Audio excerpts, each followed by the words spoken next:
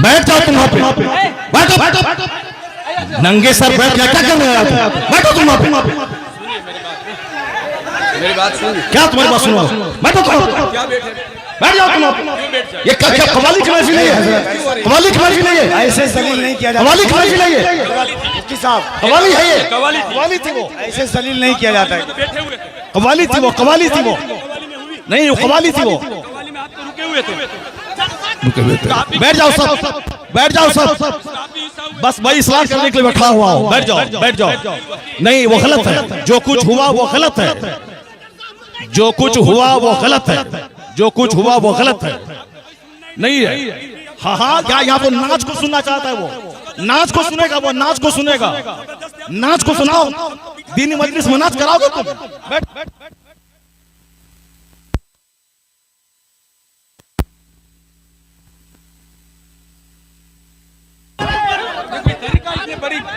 आप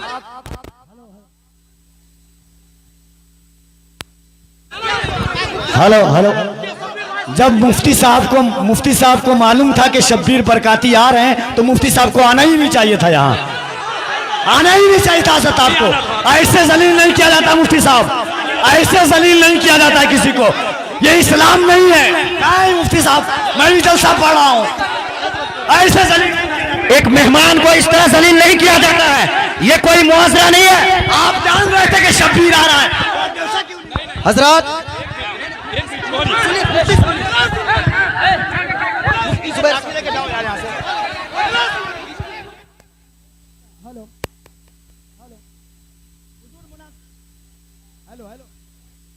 हेलो, अरे बैठिए आप लोग।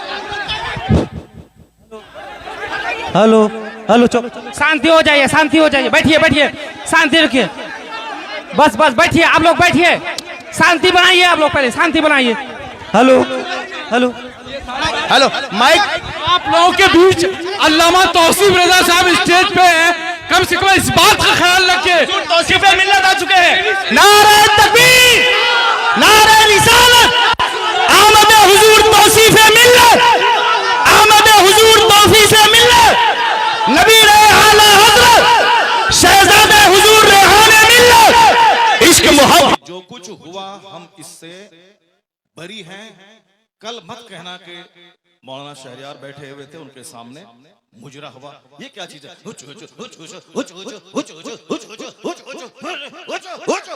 क्या है ये? क्या है ये? तुम लोग कल दियोबंदी हो जाओगे, मैं दावे से कहता हूं। और दियोबंदी कल मजाक उड़ाएगा पूर्णिया का। तुम्हें मालूम है कि आसपास में सारे गैर मुकल्लिद हैं, ये सब कल मजाक उड़ाएंगे बरेलवियों के जलसे का। कहेंगे बरेलवियों का जलसा ये होता है, बरेलवियों का जलसा यही होता है। क्या चीज है? क्या ये नाथखानी है? यही नाथखानी है।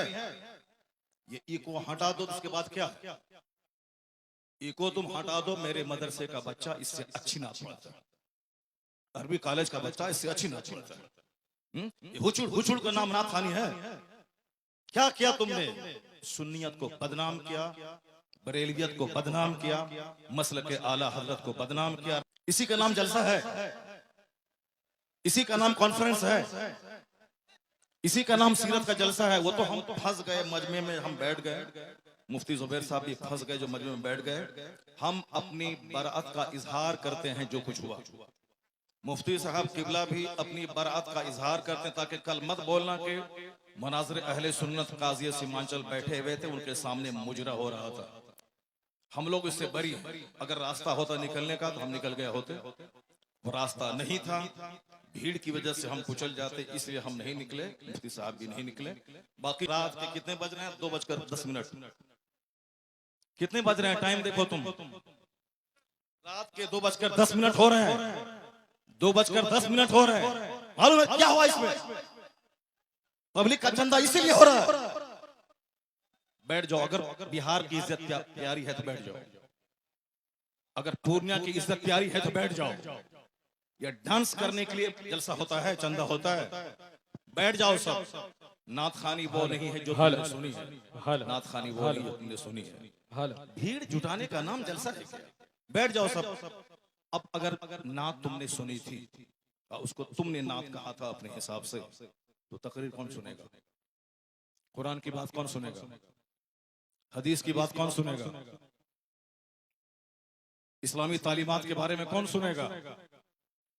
अगर तुम नात सुने थे, बैठे रहते, तकरीर सुनते, तब होता कि चलो भाई पूर्णिया के लोगों ने नात भी सुनी और तकरीर भी सुनी।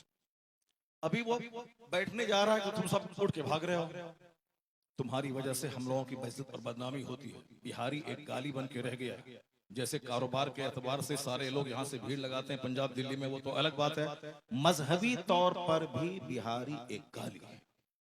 जिसका हम हाथ चूमते हैं, जिसका हम पैर चूमते हैं, वो हमारे जलसों की हरकतों को बयान करते हैं। वहां तकरीर नहीं होता। अभी मैं 4 दिन पहले हैदराबाद में था, वहां मेरी 2 घंटे की तकरीर हुई, एक बंदा नहीं उठा। सारे लोग गौर से तकरीर सुनते रहे, पुलिस वाले खड़े होकर तकरीर सुनते रहे, जबकि वहां कोई परमिशन नहीं था। लेकिन वो सारे लोग गौर से इस्लाम सुनते रहे, इस्लाम सीखते रहे। ये है तकरीर, ये है मुसलमानों का इस्लामी जज्बा। ये क्या है? बस हुचुड़ हुचुड़ सुने और भाग गए। ये कोई तरीका है क्या? ये कोई तरीका है क्या? यही नात हो गई क्या? नहीं, मैं उससे बरी हूं। मैं कतन कभी नहीं पसंद करता हूं इस तरह की नात खाने को। जो कुछ हुआ गलत गलत गलत। अब अगर जरा भी गैरत मौजूद है तो बैठ करके थोड़ी देर तकरीर सुन लो, कुरान हदीस की बात सुन लो जरा के बाद। और जो सारे लोग जोर से बोलें, दरूशी पढ़ें, अल्लाहुम्मा सल्ली अला सय्यदना व मौलाना मुहम्मदिन मअदनिल जूद वल करम व आलिहि व बारिक व सल्लिम सलातन व सलामन अलैका या रसूलल्लाह। इस तरह की मजलिसों से जब कुरान पाक की तिलावत होती है, कुरान पाक की तिलावत होनी चाहिए 1 घंटा, ताकि मुसलमानों का सीना हिल जाए, इनकी आंखें आंसू बहाएं। यहाँ कुरान पाक की तालीम के लिए मदरसा कायम होता है। मदरसे के जलसे में कुरान पाक की तालीम पे फोकस दिया जाता है। तो हमारे जलसे भी इस्लामिक इन्वायरमेंट में होते हैं। यहाँ मुस्तफा की हदीस सुनाई जाती है। ये बता दे कि तुम लोग यहाँ क्या सुनने के लिए आए थे? ये नंगे सर क्यों आए थे? क्या करने आए थे? सिर्फ शबीर बरकाती को सुनने आए थे?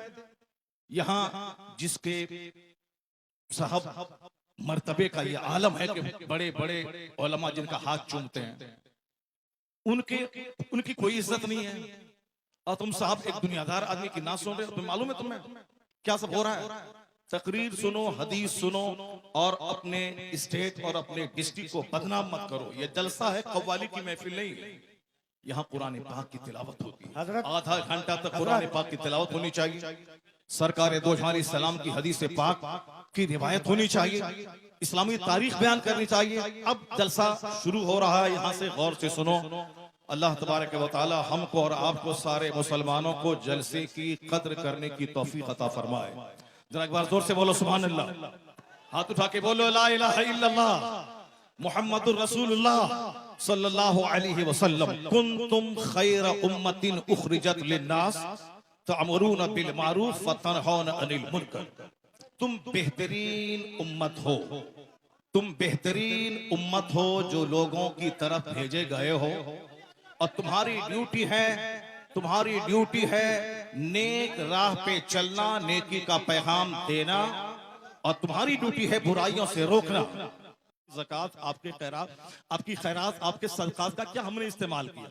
वो इसीलिए है, साहब नाते पाक पढ़ना इसीलिए है ताकि हमें मुस्तफा से मोहब्बत है।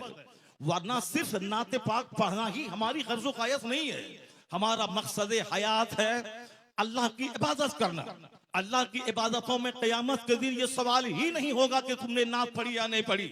सबसे पहला सवाल होगा, हुजूर फरमाते हैं इन्ना अव्वल मा युहासबु बिहिल अब्द यौमल क़यामति सलात। क़यामत के दिन सबसे पहला सवाल नमाज का होगा। फातिहा अच्छी चीज है मगर नमाज उससे बड़ी चीज है। जलसा जुलूस अच्छा काम है मगर नमाज पढ़ना उससे सबसे बड़ा काम है। मज़ारात की हाजिरी अच्छा काम है मगर उससे बड़ा काम है नमाज पढ़ना। सरकार आला हजरत का जो मसलक है वो मसलक यही है कि हाँ, नफ्ल को नफ्ल का दर्जा दिया जाए, फर्ज को फर्ज का दर्जा दिया जाए, वाजिब को वाजिब का दर्जा दिया जाए। ऐसा नहीं कि नफ्ल को फर्ज बना दिया जाए, ऐसा नहीं कि साहब जो गैर जरूरी है उसको जरूरी का दर्जा दे दिया जाए। मसले के आला हजरत यही है कि फातिहा नफल है, नफल की हैसियत हो, जुलूस नफल है, जुलूस मोहम्मदी की नफल की हैसियत रहे, और मज़ारात की हाजिरी नफल है, उसकी हैसियत नफल ऑप्शनल की होनी चाहिए। सबसे पहला जो फर्ज आजम है वो नमाज है, फर्ज आजम नमाज है। दूसरा सबसे बड़ा फर्ज व रोजा है। एक फर्ज आजम ज़कात है, एक फर्ज हज है। ये बेसिक चीजें हैं। कयामत के दिन सवाल नमाज का होगा, कयामत के दिन सवाल रोजे का होगा, कयामत के दिन सवाल हज का होगा, कयामत के दिन सवाल ज़कात का होगा, कयामत के दिन सवाल अखलाक का होगा, कयामत के दिन सवाल फराइज़ व वाजिबात का होगा। नवाफिल का सवाल नहीं होगा। अगर नवाफिल फर्ज के साथ मिल जाएं तो फिर उसका दर्जा और बुलंद हो जाएगा। लेकिन फर्ज को छोड़कर नफल बेवजन है, फर्ज को छोड़कर नफल खसो खाशाक की तरह है। तो जो कहता है कि फातिहा हराम है वो मिसगाइड है। जो कहता है कि जुलूस मोहम्मदी हराम है वो गुमराह है। जो कहता है कि औलिया सालिहीन के आस्थाने पे जाना जरूरी नहीं है, फर्ज वाजिब नहीं है, वह जाना गुनाह है, नाजायज है, वो भी गुमराह है। और जो ये कहता है कि सिर्फ नमाज पढ़ें, दरगाहों पे जाना नहीं, वो भी मिसगाइड है। और जो ये कहता हो कि सिर्फ फातिहा पढ़ें, नमाज जरूरी नहीं है, सिर्फ जलसा करें, नमाज जरूरी नहीं है, सिर्फ नात पढ़े नमाज जरूरी नहीं है, सिर्फ साहब कव्वाली करें नमाज जरूरी नहीं है, वो भी मिसगाइड है। बीच का रास्ता है मसलके एतदाल और मसलके आला हजरत के पहले फर्ज अदा होगा, फिर नफल अदा होगा। यहाँ नमाज भी अदा होगी, नियाज भी अदा की जाएगी, नमाज भी पढ़ी जाएगी, मज़ारात पे हाजिरी भी होगी, नमाज भी पढ़ी जाएगी, जुलूस मोहम्मदी भी निकाला जाएगा। ये फर्ज और नफल या दोनों मिलकर सीधा रास्ता जन्नतुल फिरदौस लेके जाएगा। नारे यही मसलक के आला तकबीर, हजरत है। नारे रिसालत, यही मसलक के आला हजरत है। इसी का नाम मसलक अहले सुन्नत व जमात है। कल कोई बदअकीदा ये नहीं बोले कि इतने रुपए बड़ा जलसा हुआ, नमाज की बात नहीं हुई। मैं नमाज की वकालत करता हूं कि नमाज के बगैर जलसा बेवजन है, नमाज के बगैर फातिहा बेवजन है, नमाज के बगैर साहब जुलूस मोहम्मदी बेवजन है। इसलिए कि कोई नफल कबूल नहीं होता। आला हजरत ने लिखा है जब तक के फर्ज न अदा हो। 1 करोड़ रुपए की मस्जिद कोई तामीर करे ये नफल है, और ज़कात का 100 रुपया अगर किसी पे फर्ज है तो वो फर्ज है। आला हजरत फाज़िल बरेलवी लिखते हैं कि जब तक वो ज़कात अदा नहीं होगी कोई नफल खैरात काबिल कबूल नहीं होगा। इसका मतलब ये निकला कि जलसा नहीं होगा, ऐसा नहीं, जलसा भी होगा, नमाज पहले होगी, जलसा बाद में होगा, नमाज पहले होगी, फातिहा बाद में होगी, नमाज पहले होगी, नात बाद में पढ़ी जाएगी। आला हजरत से किसी ने पूछा था, हुजूर रमजान में तरावी की नमाज सुनाता हूँ, पढ़ाता हूँ, तरावी पढ़ाता हूँ, और रमजान में रोजे रखता हूँ, कुरान शरीफ की तिलावत करनी पड़ती है, क्या मैं रोजा छोड़ सकता हूँ? आला हजरत ने कितना अच्छा जवाब दिया। कहा बहुत सारे लोग हैं जो रोजा भी रखते हैं और कुरान पाक भी सुनाते हैं। अलबत्ता रही बात कि जो कुरान रोजा रख कर कुरान नहीं सुना सकता है, उसको मालूम होना चाहिए कि तरावी की नमाज फर्ज नहीं है, तरावी की नमाज वाजिब भी वित्र की तरह नहीं है, तरावी की नमाज सुन्नत मुअक्कदा है। अगर किसी ने पढ़ा तो फर्ज छोड़ने के बराबर, किसी ने नहीं पढ़ा फर्ज छोड़ने के बराबर गुनाह नहीं होगा। जमात से नमाज पढ़ना ये क्या है, मुअक्कदा अल किफाया है।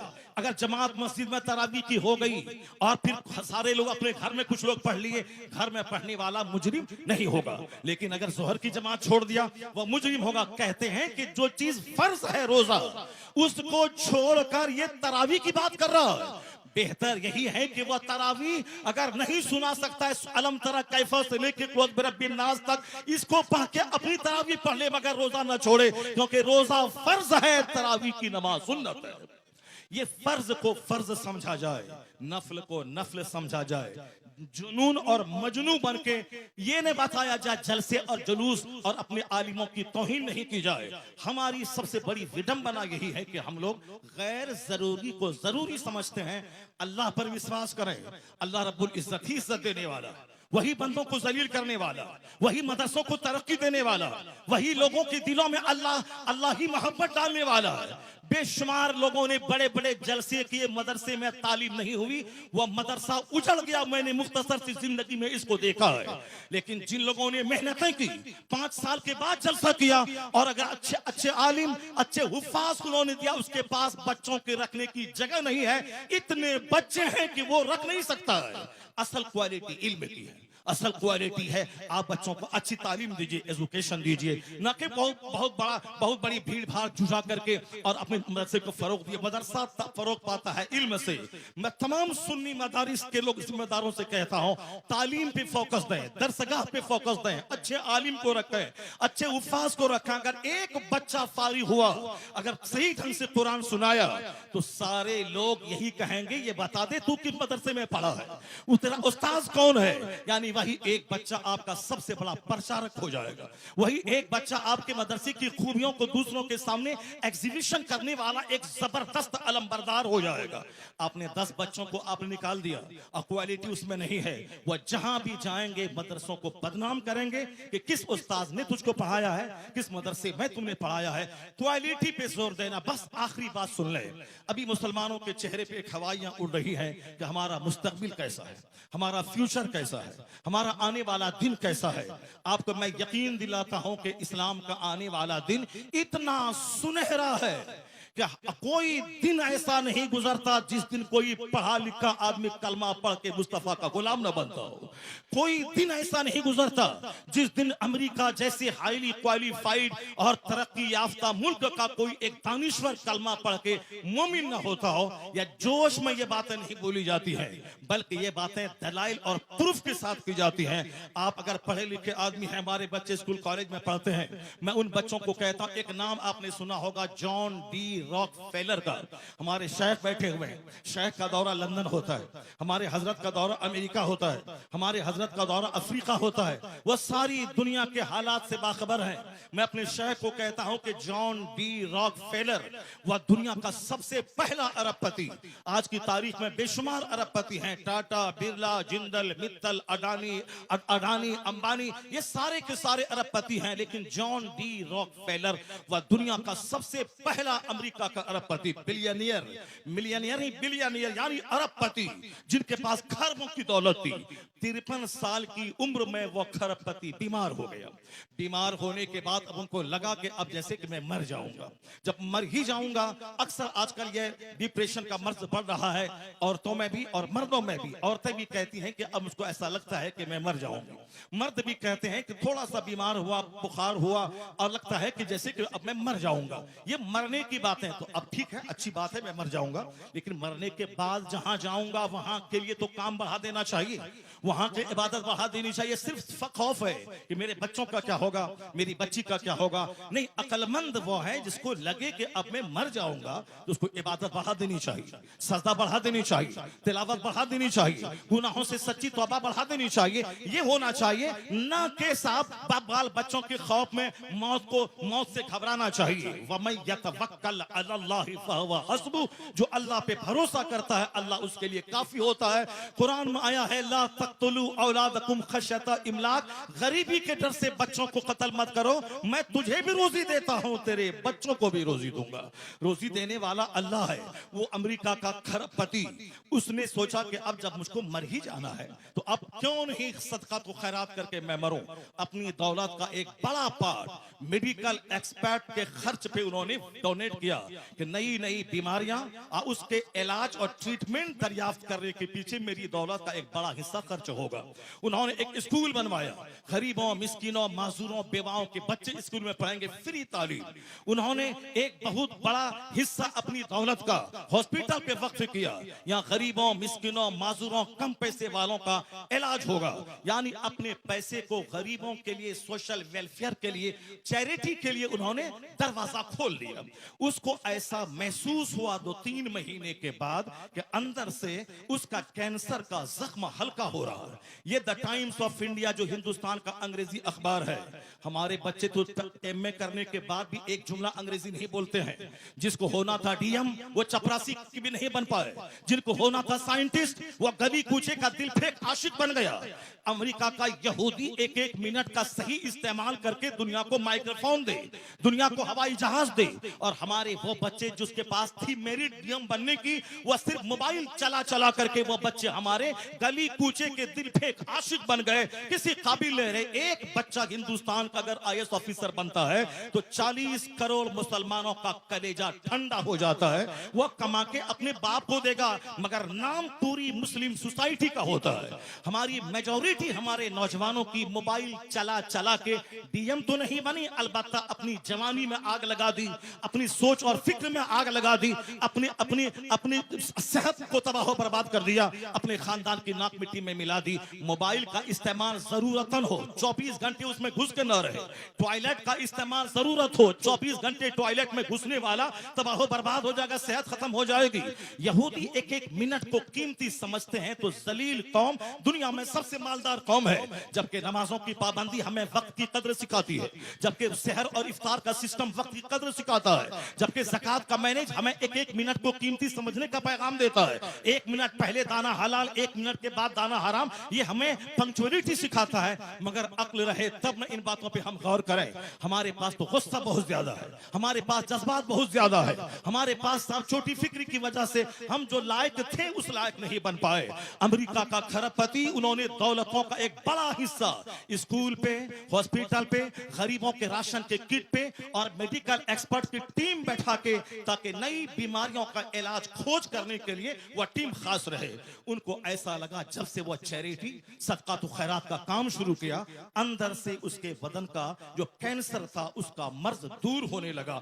4 महीने के बाद उन्होंने टेस्ट करवाया, उसके अंदर का कैंसर खत्म हो चुका था। अब वह शख्स दुनिया वालों को बताया कि दुनिया वाला गवाह रहे, दुनिया वाला गवाह रहे कि चैरिटी से बीमारी का इलाज होता है, सदका से बीमारी का इलाज होता है, खैरात से बीमारी का इलाज होता है। उन्होंने कहा खैरात से बीमारी का इलाज, बीमारी के इलाज के जितने तरीके हैं उसमें सबसे बड़ा तरीका यह भी है कि चैरिटी और खैरात से बीमारियों का इलाज होता है। सदका तो खैरात से मरीज सेहतमंद होते हैं, सदका तो खैरात से मरीज सेहतयाब होते हैं, सदका तो खैरात से मरीज सेहतयाब होते हैं। उन्होंने सारी दुनिया को बताया। हमारे शेख आ गए, एक दूसरे शेख की आमद हो गई, जो बरकाती खानवादे के शेख हैं वो आ गए और शहजादे आला हजरत यहाँ बैठे हुए हैं। बस मेरी गुफ्तगू खत्म होने वाली है, उसको गौर से सुनेंगे तो हम पूरे हिंदुस्तान में जाते हैं, पूरे मुसलमानों का दर्द सीने में मौजूद है, कहाँ क्या हालात हैं वहां उस हालात का मुशाहिदा करते हैं। तो हम अपने गुस्से के मुजाहरे के लिए नफ्स की तस्कीर की खातिर नहीं देते हैं, सिर्फ मिल्लत के लिए, कौम के लिए, मसलक के लिए हम अपने लोगों के सामने अपनी कमजोरी बयान करते हैं। जरा गौर से सुने, जब उन्होंने खरबपति ने कहा कि मेरा मर्ज अच्छा हुआ, इलाज के जितने तरीके हैं, एलोपैथिक, होम्योपैथिक, साहब जड़ी बूटी, आयुर्वेद में सब तरीके हैं इलाज के, मगर सदका तो खैरात इलाज का एक जबरदस्त तरीका है। तो जो बात जॉन डी रॉकफेलर ने आज कही, यही बात मुस्तफा ने 1400 साल पहले कही थी कि दावू मरदाकुम बिस्सदका व हस्सनु अम्वालकुम बिज़्ज़कात। मुस्तफा ने कहा अपने मरीजों का इलाज सदका करके क्या करो। तो आज 1400 साल के बाद अमेरिका का खरबपति अपने तजर्बे से दुनिया को बताया कि सदका से एक बीमार ठीक होता है। जो बात मुस्तफा ने 1400 साल पहले कही, वो अमेरिका का क्रिश्चियन जाती तजर्बे से बता दिया कि मुस्तफा का कौल सच्चा है, मुस्तफा का मजहब सच्चा है और खैरात से इलाज होता है। तो आज जैसे दानिश्वरों के बीच मुस्तफा की हदीस की सदाकत सामने आ रही है, कलमा पढ़ने वालों की तादाद में जबरदस्त इजाफा होता चला जा रहा है। इस्लाम कभी खतरे में नहीं था और आज भी खतरे में नहीं है। जैसे जैसे इल्म बढ़ रहा है, जैसे जैसे रिसर्च बढ़ रही है, जैसे जैसे तहकीक बढ़ रही है, वैसे वैसे मुस्तफ़ा के गुलामों की तादाद में इजाफा होता जा रहा है। इस्लाम के ताल्लुक से आप बेफिक्र हो जाएं, अपनी फिक्र करें कि मेरा मरते वक्त क्या होगा, मेरा कब्र में क्या होगा, मेरा हश्र में क्या होगा, कल अगर मैं मर गया तो मेरा क्या होगा। इस्लाम के बारे में ज्यादा फिक्र करने की जरूरत नहीं है। इस्लाम बहुत जिंदा और ताबिंदा मजहब है। पूरी दुनिया के हर गोशे में, हर खित्ते में इस्लामी चिराग रोशन हो रहा है। जितने भी लोगों ने इस्लाम का चिराग बुझाना चाहा वो सब बुझ गए, उनकी इज्जतें मिट्टी में मिल गई, उनके आबा अजदाद दुश्मनी की आग में जलकर मिट्टी में मिल गए। इस्लाम मुस्कुरा रहा है, मदरसा मुस्कुरा रहा है, मस्जिदें मुस्कुरा रही है, अजान मुस्कुरा रही है, हमारे मशाइख के चेहरे की दाढ़ियां, उनके सरों की पगड़ियां मुस्कुरा रही हैं।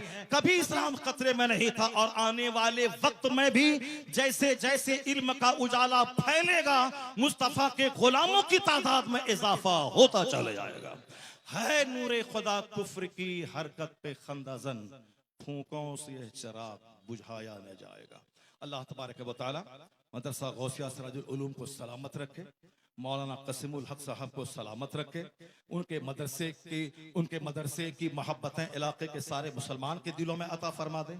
यहाँ के सारे मुंतज़मीन, अरकान और तमाम पढ़ने वाले बच्चे, सारे असातिज़ा सबों को इखलास के साथ दीनी खिदमत करते रहने की तौफीक अता फरमाए। हमारे शेख को अल्लाह लंबी उम्र अता फरमा दे। अल्लाह ताला इन्हें और पूरी दुनिया में घूम घूम कर मसलक आला हजरत की धूम मचाते रहने की तौफीक अता फरमाए। आमीन। व आखिर दावाना अनिल हम्दुलिल्लाहि रब्बिल आलमीन।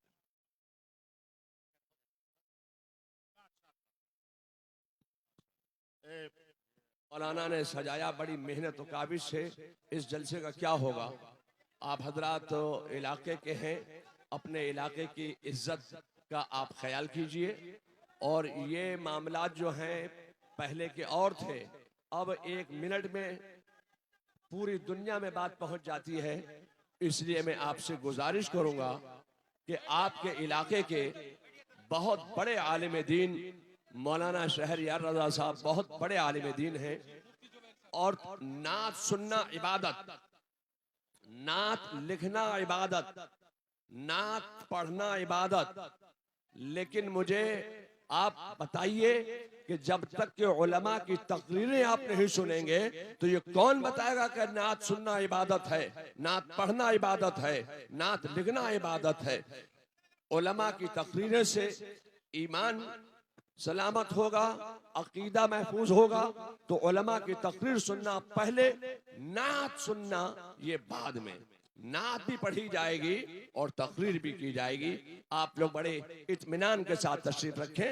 हजरत मौलाना शहरयार रजा साहब का खिताब नायाब दस्तयाब होगा इंशाअल्लाह। बैठ जाएं सारे लोग, बैठ जाएं। हुजूर पीर तरीक़त अल्लामा मौलाना तौसीफ रजा खान साहब क़िबला मदजुल अली नबीर आला हजरत, ये आला हजरत के शहजादे हैं। इन्होंने यहाँ आने के बाद आपको नसीहत की कि नात खानी भी हो मगर तकरीर सबसे पहले होनी चाहिए। मैंने आपकी इन अदाओं की वजह से मुझको नाराजगी हुई, क्योंकि तकरीर ना सुनने के बाद सारे लोग यकबैक खड़े हो गए। ये जलसे की तौहीन है, हमारे इलाके की तौहीन है। इसलिए यह जलसा है, सीरत की महफिल है, इस्लाह ईमानो अमल कॉन्फ्रेंस है। अब जरा थोड़ी देर मेरी गुफ्तगू सुने, उसके बाद दस्तारबंदी का मंजर होगा और हुजूर पीर तरीक़त का खिताब नायाब होगा। अल्लाह तबारक व तआला हमारे इलाके के सारे मुसलमानों को अपने उलमा की कद्र करने की तौफीक अता फरमाए। मैंने कहा था ना कि हमारी बेइज्जती होती है, हमारी तौहीन होती है, हमारे जलसे का वक़ार मजरू होता है। हम लोग चारों तरफ से घिरे हुए हैं बदअकीदों के बीच में। हमारा कल मजाक उड़ाया जाएगा, हमारे जलसे का मजाक उड़ाया जाता है। तो हमें सिर्फ आपकी इन अदाओं की वजह से तकलीफ होती है कि मैंने कहा ना कि जिस तरह आपने नात सुनी थी उसी तरह बैठ के आप 1 घंटे की तकरीर सुन लेते, ताकि पूरे हिंदुस्तान के लोग जानते कि वहां नात भी सुनी जाती है और तकरीर भी होती है। अब जरा गौर से सुनिए, हमारे ताल्लुक से कुरान शरीफ में कहा गया है कि कुंतुम खैर उम्मा, तुम बेहतरीन उम्मत हो, लोगों की तरफ भेजे गए हो। तुम्हारी ड्यूटी है खुद नेक बनना, दूसरों को नेक बनाना। तुम्हारी ड्यूटी है खुद बुराइयों से बचना, दूसरों को बुराइयों से बचाना। ये हमारी क्वालिटीज को कुरान शरीफ में बयान किया गया है कि you are the best community, तुम बेहतरीन उम्मत हो। अब बेहतरीन क्यों हो? इसीलिए हो कि तुम्हारा काम ही है नेक बनना, दूसरों को नेकी का पैगाम देना। तुम्हारी जिम्मेदारी है खुद बुराई से बचना और दूसरों को बुराई से बचाना।